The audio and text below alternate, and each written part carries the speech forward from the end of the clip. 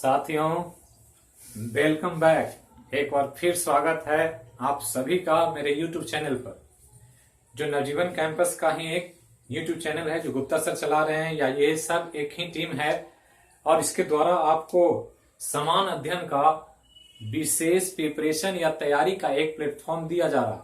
तो चलिए उसी की सीरीज के तौर पर जो हमारा चैनल चल रहा है, उसी के अंतर्गत आज हम एक नया वीडियो आपके सामने प्रस्तुत कर रहे हैं, जिसमें हम लोग आज जीव विज्ञान या बायोलॉजी का जो टॉपिक चल रहा था उससे आगे की बात करें। तो हम लोग बायोलॉजी में हिस्टोलॉजी तक पढ़ चुके थे और आज हम डाइजेस्टिव सिस्टम का एक इंपॉर्टेंट स्ट्रक्चर पढ़ने जा रहे हैं।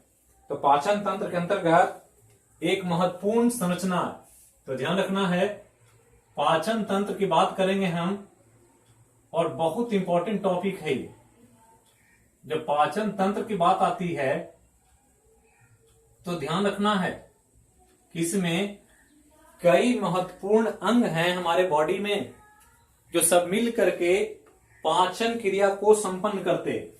तो पाचन क्रिया जीवन का सबसे महत्वपूर्ण, शरीर में होने वाली एक घटना, एक बहुत ही जटिल कॉम्प्लेक्स प्रक्रिया के रूप में देखी जाती, और उसी के अंतर्गत आज हम उसका एक छोटा सा लेकिन बहुत महत्वपूर्ण पार्ट देखें।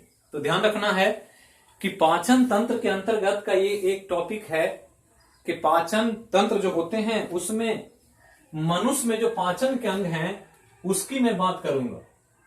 तो मनुष्य में पाचन के अंग, डाइजेस्टिव ऑर्गन, तो पाचन के अंग हम लोग देखेंगे और पाचन कितना महत्वपूर्ण है इसको इस रूप में समझें कि एक बच्चा जो भोजन करता है उसी पर उसका शरीर का ग्रोथ और डेवलपमेंट टिका होता, उसी पर निर्भर करता। हम जो पढ़ते हैं वो पढ़ाई हमारे व्यक्तित्व को ऊपर ले जाती है और हम अपने जीवन में सफल होते हैं, लक्ष्य को प्राप्त करते हैं। लेकिन पढ़ना खाना दोनों एक ही जैसा, खाना खाएं और वो शरीर उसको गेन न करे, उसके पोषक तत्वों को, तो उस भोजन का कोई मीनिंग नहीं। हम जो पढ़ें, सुने, कोई भी चीज देखें और वो हम उसको गेन न पकड़ कर पाए तो उसको पढ़ने का, देखने का, सुनने का कोई सार्थक मीनिंग नहीं रह जाता। तो इसीलिए पढ़ाई में अक्सर ध्यान रखना है कि हम वही पढ़ें, उसी रूप में पढ़ें जो हम गेन कर सकें, उसको अपने अंदर अपना आत्मसात कर सकें। भोजन करें तो भोजन पचाने पर ध्यान दें। बहुत अच्छा भोजन कर लें और वो पचे ही नहीं तो भोजन का कोई मीनिंग नहीं, वो तो और ज्यादा इनडाइजेशन के कारण आपके हेल्थ को खराब कर देगा। तो भोजन ऐसा लें जो पच जाए और शरीर को इस रूप में तैयार करके रखें कि हम जो लें उसको शरीर पचाने में सक्षम। तो इसी के तौर पर देखेंगे हम लोग कि भोजन में पाचन के जो मानव के शरीर में अंग हैं उसमें कौन कौन से महत्वपूर्ण अंग काम करते हैं, और उसी में एक अंग की हम बात करने जा रहे हैं। तो दोस्तों, आप लोग देख रहे हैं साथियों, बहुत सारा वीडियो हम सब्जेक्ट वाइज दे रहे हैं, करंट अफेयर भी चल रहा।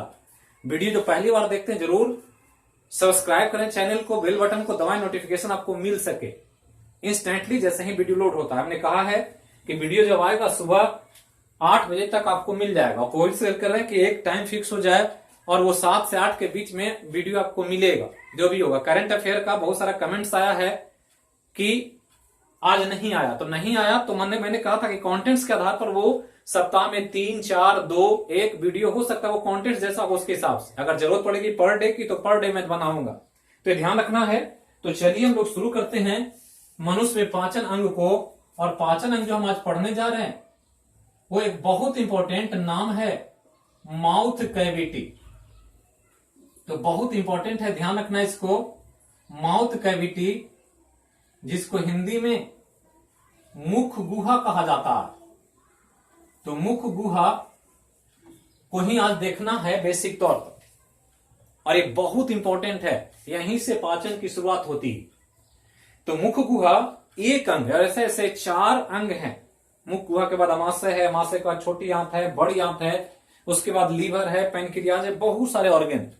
लेकिन हम उसी में से एक एक टॉपिक करके आपको अलग अलग रूप में डिस्क्राइब करने का प्रयास करें ताकि आपका फोकस इसी पर जाए।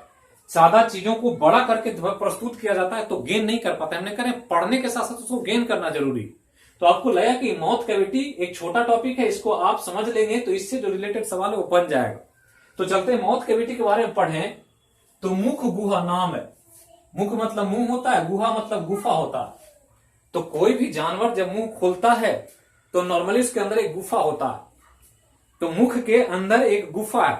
हम अपना अपर जॉ और लोअर जॉ को खोलें तो अंदर में एक गैप है और उसी के अंदर जो भी संरचनाएं बनी हुई है पाचन के लिए उसी को इसमें शामिल करते हैं।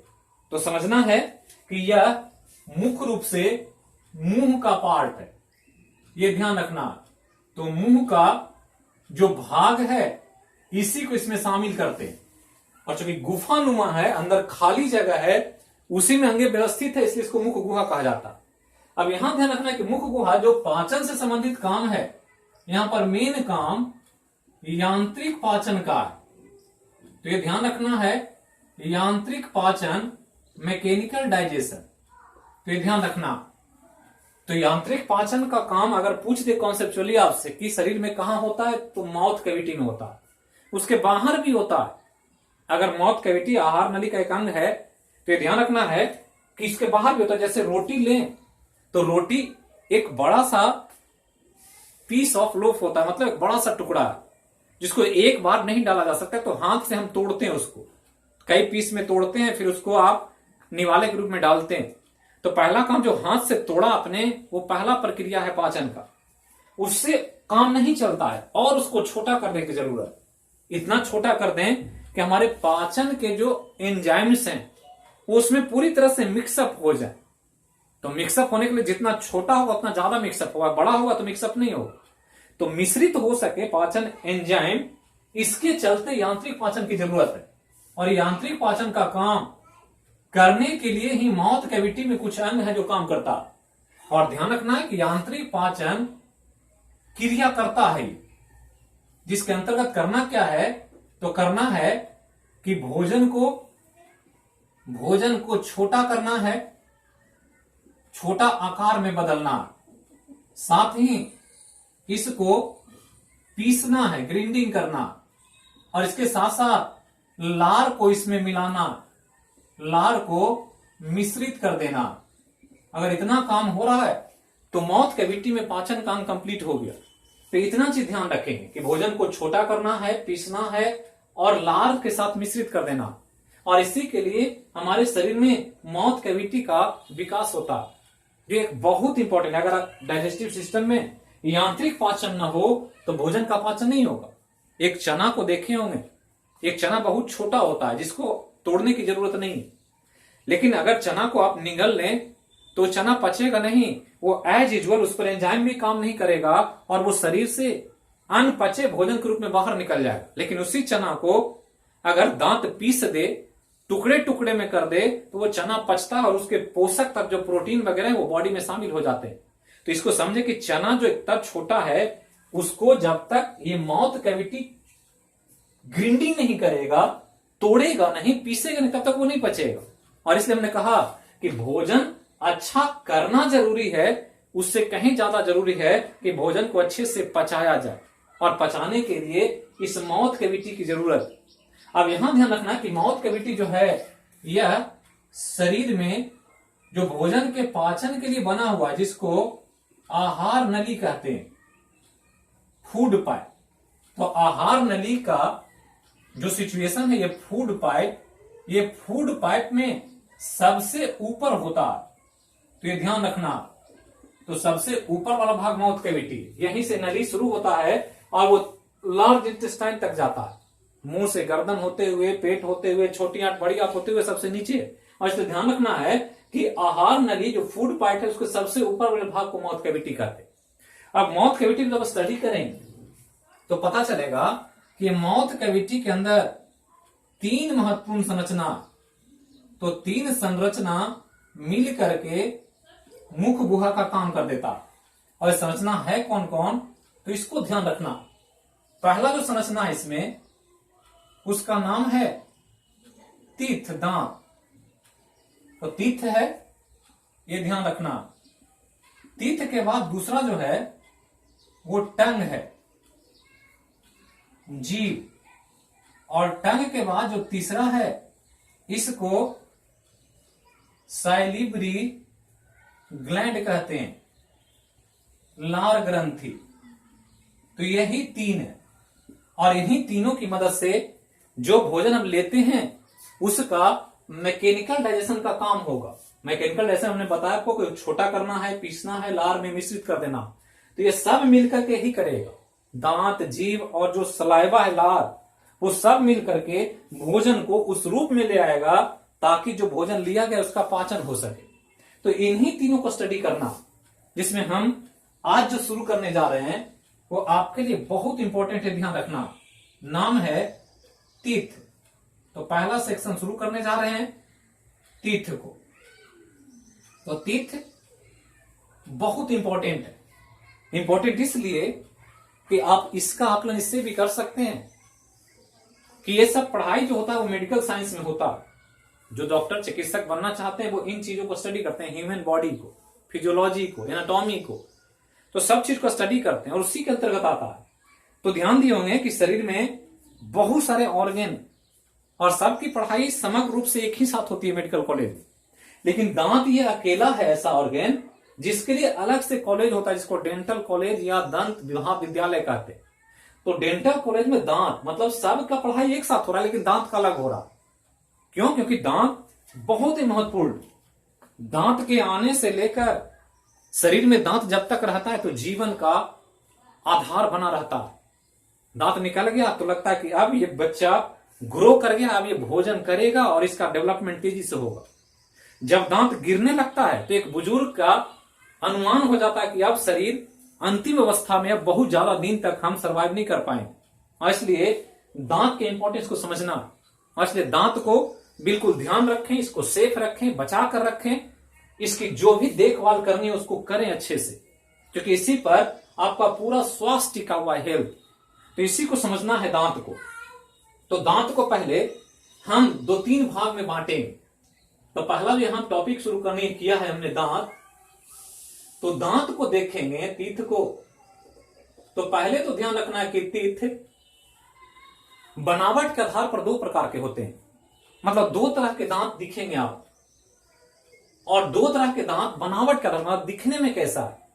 और जब देखेंगे तो ध्यान रखना है कि इनको दांतों की बनावट के आधार पर 2 भाग में बांट देते हैं।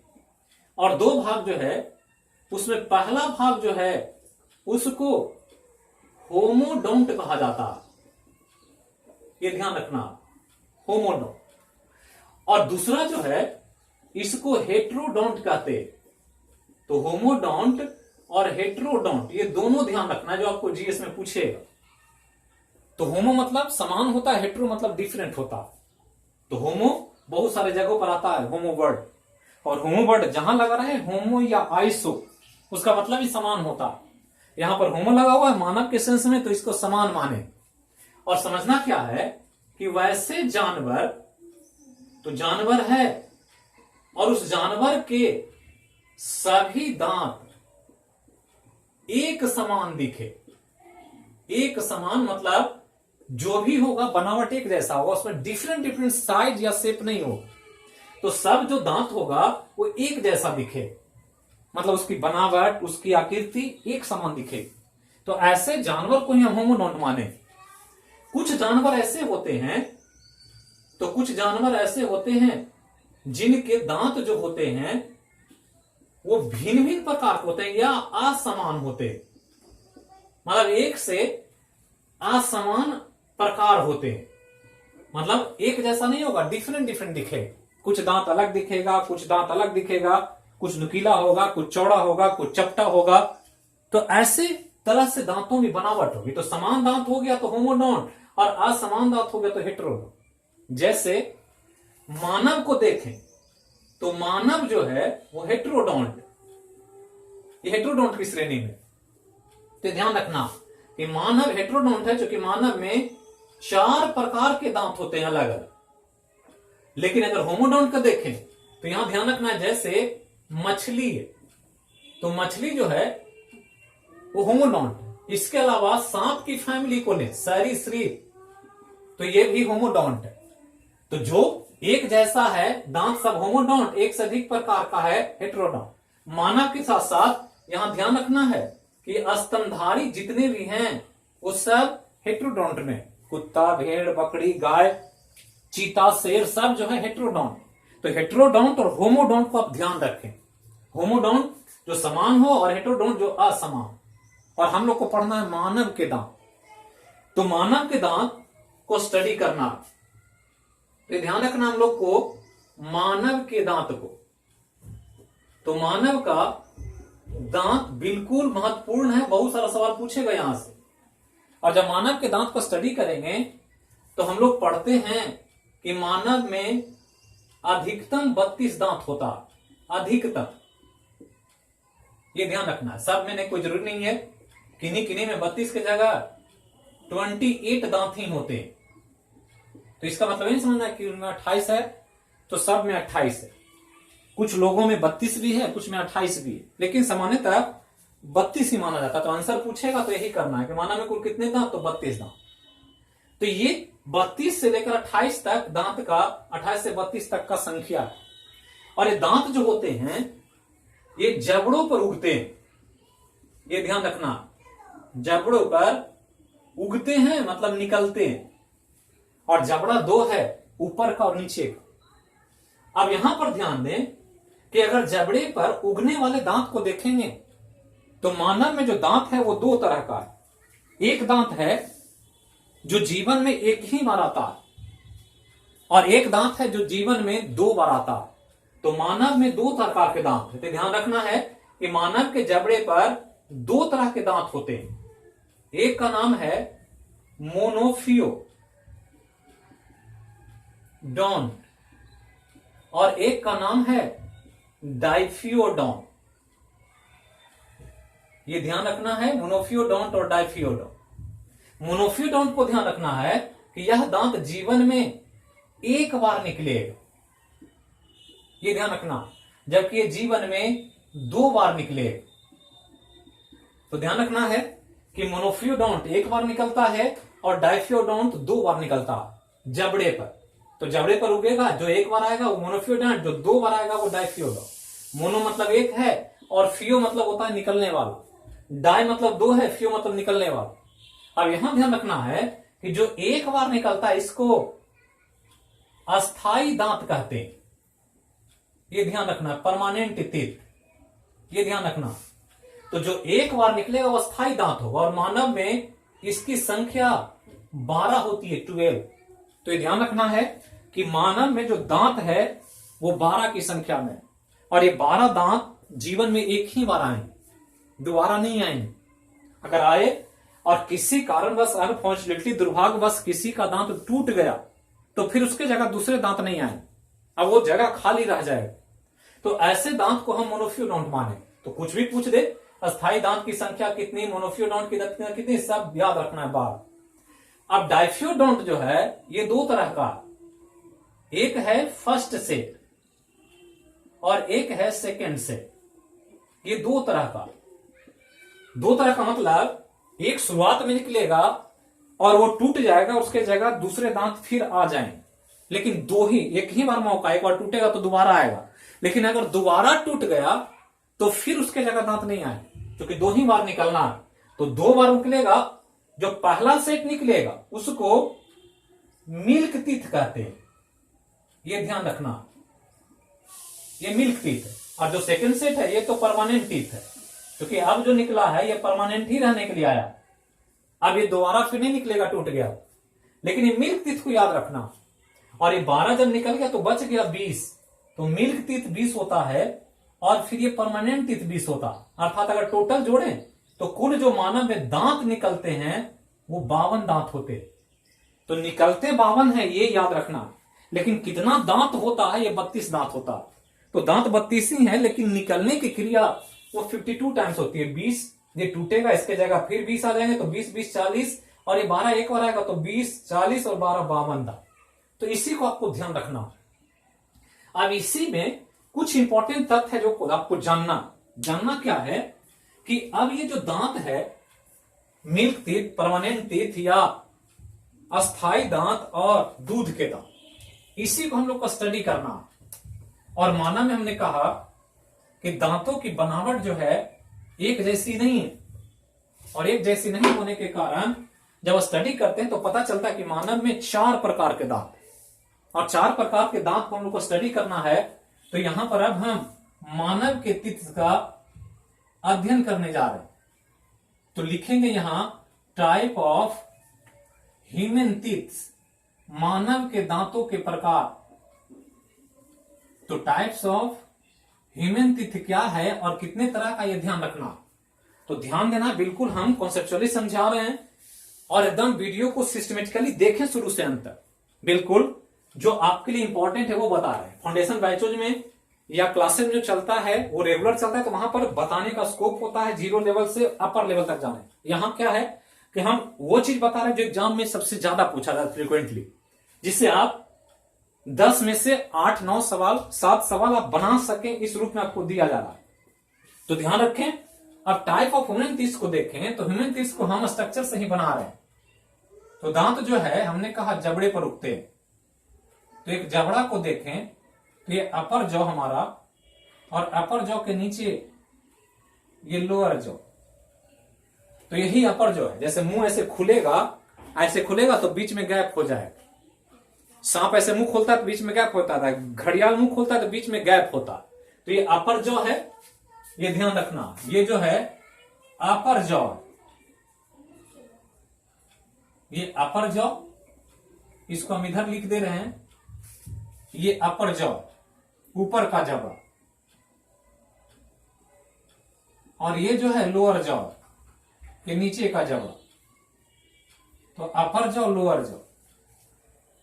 और एक चीज ध्यान रखना है कि अपर जॉ और लोअर जॉ जो होता है बिल्कुल मिरर इमेज होता है। मतलब ऐसे एक मिरर रख दिया जाए तो इसका चित्र इसमें बनेगा, और ऐसे एक दर्पण रखे तो इसका चित्र ऊपर दिखे। मतलब एक दूसरे का मिरर इमेज। हम लोग दर्पण के सामने खड़े होते हैं तो हमारा बिल्कुल सेम चित्र सामने दिखता है। और यही चीज मतलब यहां पर जो ये है, ये इस तरह से मिरर इमेज। इतना ही नहीं, ये इसके अलावा सेंटर पार्ट से भी मिरर इमेज। मतलब इसका चित्र इसमें दिखेगा और इसका चित्र, मतलब जो जैसा दांत इधर होगा वैसा ही इधर होगा, जैसा दांत इधर होगा वैसा ही दांत इधर होगा, जैसा इधर होगा ऐसा ही ऊपर होगा। तो ये मौत की विधि है।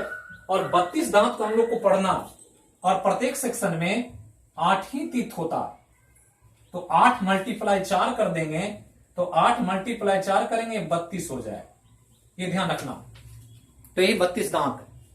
अब 32 दांत को स्टडी करें तो आपको यहां पर पता चलेगा कि 4 तरह के, और 4 तरह के जो हैं वो इस प्रकार से हैं कि 2 दांत यहां है सामने फ्रंट में, इसके बगल में एक शार्प टीथ वाला नुकीला दांत, इसके बगल में एक और एक 2 छोटा ऐसा दांत, और इसके बाद 3 बड़े बड़े दांत। ये ध्यान रखना। तो यही इसी तरह का इधर है। अब यहां ध्यान रखना कि ये जो है ये इंसीजर है। तो पहला दांत जो है इंसीजर है, 2 यहां से यहां तक। एक जो ये है इसको केनाइन कहते हैं। केनाइन के बगल में 2 जो है ये प्रीमोलर, और इसके बगल में ये जो है ये मोलर। ये ध्यान रखना। तो इस प्रकार से अगर गिने तो 2 1 3 इंसीजर यहां 2, यहां केनाइन 1, प्रीमोलर 2 और मोलर भी 2। तो हो गया 2 2 4 2 6 1 7। तो 7 7 सब में से, तो टोटल 7 मल्टीप्लाई अगर 4 करें तो ये 28 हो जाता। तो ये दांत 28 कम से कम सब में होता है। ये कोई ऐसे व्यक्ति नहीं जिसमें 28 नहीं हो, कम से कम तो 28 होगा। लेकिन किन्हीं किन्हीं में 32 भी होगा। तो 32 जब होगा तो फिर यहां पर ये 32 वाला जो पार्ट है, 32वां होने के लिए यहां एक लास्ट में दांत निकले। ये हम अलग कलर से इसीलिए दिखा रहे हैं कि थोड़ा सा इन सबसे अलग। तो ये जो है अब ये आ गया, तो इसके आने की वजह से ये लास्ट मोलर है। मतलब ये लास्ट मोलर है इसलिए कि ये सबसे अंतिम में निकलता है। मोलर ही है लेकिन लास्ट में, और ये लास्ट मोलर एक है एक साइड में। तो ऐसा ऐसा 4 साइड होगा तो 4 मोलर। तो अब हो गया 2 2 4 2 6 1 7 1 8 और 8 × 4 32। और इस लास्ट मोलर का दो नाम है।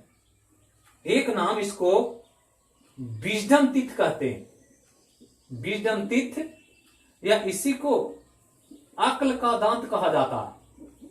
ये पहले तो ध्यान रखना।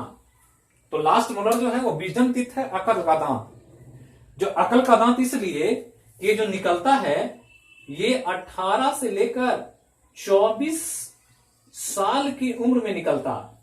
मतलब एक व्यक्ति का उम्र जब 18 से 24 के बीच हो जाता है तो ये दांत निकलता, और इसलिए कहा जाता है कि विजडम टीथ है। मतलब ये उस समय आता है जब एक व्यक्ति, एक मानव को अपने लाइफ का समझ आ जाती है, बुद्धि आ जाता है, और इसलिए इसको विजडम टीथ या अकल का दांत कहते हैं। अर्थात ये 4 प्रकार के दांत हम लोग को पढ़ना। अब यहां ये ध्यान रखना है कि ये एडल्ट स्टेज में होगा, वयस्क अवस्था में 32, ये जो होगा ये किशोरावस्था में होगा। लेकिन एक बच्चा जो चाइल्ड होता है 28 जो होगा किशोरावस्था, लेकिन एक बच्चा जो मिल्क टीथ ले रहा है, लेकर जी रहा है, या बचपन में टोटल 20 ही दांत होते हैं। जो मिल्क टीथ हमने कहा 20 दांत, तो 20 दांत बचपन में, किशोरावस्था में 28 दांत, और वयस्क होने पर 32 दांत। सबसे अंतिम में निकलने वाला लास्ट मोलर या विजडम टीथ या अकल का दांत। और इस प्रकार 8 है और 4 सेक्शन में बटा हुआ है, चारों को बांट देंगे, ये काम हो जाएगा जो आपका टीथ की संख्या का आधार। अब इस टीथ का अगर डेंटल फार्मूला देखें तो डेंटल फार्मूला आपको ध्यान रखना, जो आपसे कभी कभी एग्जाम में पूछ देगा। और डेंटल फार्मूला जिसको दंत सूत्र कहते हैं, और दंत सूत्र एक कॉमन वयस्क आदमी का अक्सर पूछा जाता है। और जब वयस्क फॉर्मूला वयस्क का पूछेंगे मतलब एडल्ट का, चाइल्ड का भी होता है, लेकिन हम एडल्ट का ही आपको बता रहे हैं। एडल्ट में ही ज्यादा उसको याद रखना है, तो ये ध्यान रखें, एडल्ट को ध्यान देना है। तो एडल्ट को ध्यान देंगे तो जो दंत सूत्र है वो 2 1 2 3 वटा 2 1 2 3, यही एक वयस्क का दंत सूत्र है, जिसमें ये 2 इंसीजर है, ये केनाइन है, ये प्री मोलर है और मोलर।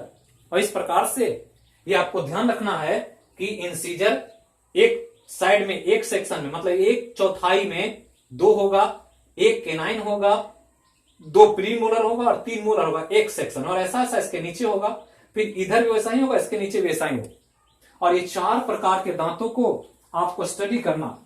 अब इन चारों प्रकार को थोड़ा सा और देख लें तो आपका काम टीथ से संबंधित लगभग पूरा हो जाएगा। तो चलिए इसको और आगे बढ़ाते हैं और प्रकार और इसके कार्य को थोड़ा सा देख लेते हैं, तो दांत का मेन जो भाग है वो कंप्लीट हो जाएगा। अगले वीडियो में और इसमें देखेंगे हम लोग। तो पहले तो हम लोग यहां देख लें दांत के संख्या तथा कार्य, ये क्या क्या है इसको समझना। तो दांत की संख्या तथा कार्य, तो 4 प्रकार के दांत हैं। पहला जो दांत है वो है इंसीजर, तो इंसीजर है। दूसरा जो है वो केनाइन है।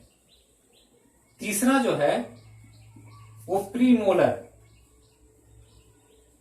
और चौथा जो है वो मोलर। ये ध्यान रखना।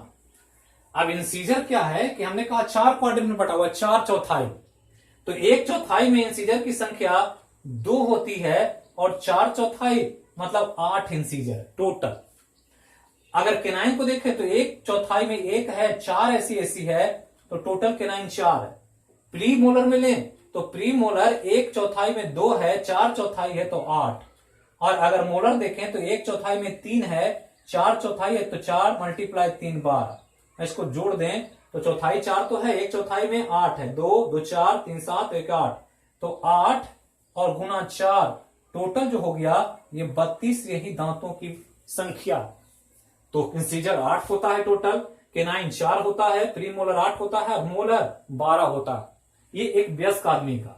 अब कार्य देखें तो इंसीजर का कार्य जो है वो किसी भी भोज पदार्थ को काटना है, मतलब बाइट लेना। जो पहला जो कटिंग किया जाता है वो इंसीजर ही करता। एक सेब लें बिना चाकू से काटे हुए और खाने का प्रयास करें तो पहला जो बाइट लिया जाएगा वो इसी इंसीजर से लिया जाएगा। तो कॉन्सेप्चुअली ध्यान रखना है, रटना नहीं है चीजों। फिर केनाइन को देखें तो केनाइन का काम है कुछ चीजों का चीड़ फाड़ करना। तो कोई ऐसा भोज्य पदार्थ हो जिसके चीरने की जरूरत, से गन्ना है तो गन्ने को चीरना पड़ता है, उसके छिलके को हटाना पड़ता है। अगर मुंह से कोई गन्ना चूसना चाहता है, उसका जूस निकालना चाहता है, तो दांत को पहले चीरना पड़े। तो देखे होंगे कि जब हम गन्ना को चीरते हैं तो एक नुकीले दांत की जरूरत पड़ती है, और जहां पर नुकीला होता है वहीं पर गन्ने को मुंह से लगाकर खींचते हैं तो उसका छिलका बाहर आ जाता है। तो चीर फाड़ जहां करना होगा वहां केनाइन की जरूरत पड़ेगी। आगे जब हो गया काटना और चीरना फाड़ना, यही दो काम है छोटा करने। अब इसके बाद है पीसना। तो पीसने के लिए चौड़ा बेस चाहिए, और चौड़ा बेस का दांत जो है प्रीमोलर मोलर, तो ये दोनों काम करेगा पीसने का। ये भी पीसेगा और ये भी पीसेगा। ग्राइंडिंग का काम जो भी होगा वो प्रीमोलर मोलर करेगा। तो यही दांतों की संख्या और बनावट से संबंधित बात। अभी दांत में और भी बहुत कुछ है जो हम लोग को जनरल्स के तौर पर जानना है, लेकिन ये बिल्कुल कॉन्सेप्चुअल और बार बार यहां से सवाल पूछा जाता है, तो इसको याद रखें। इसका एक और सेक्शन आएगा अगले वीडियो में। तो अगले वीडियो में फिर से मैं इसको, और जहां तक बचा हुआ है माउथ कैविटी पूरा हम लोग को पढ़ना है, वो उसको हम लोग कंप्लीट करें। तो थैंक यू, फिर मिलेंगे अगले वीडियो में अगले विषय के साथ।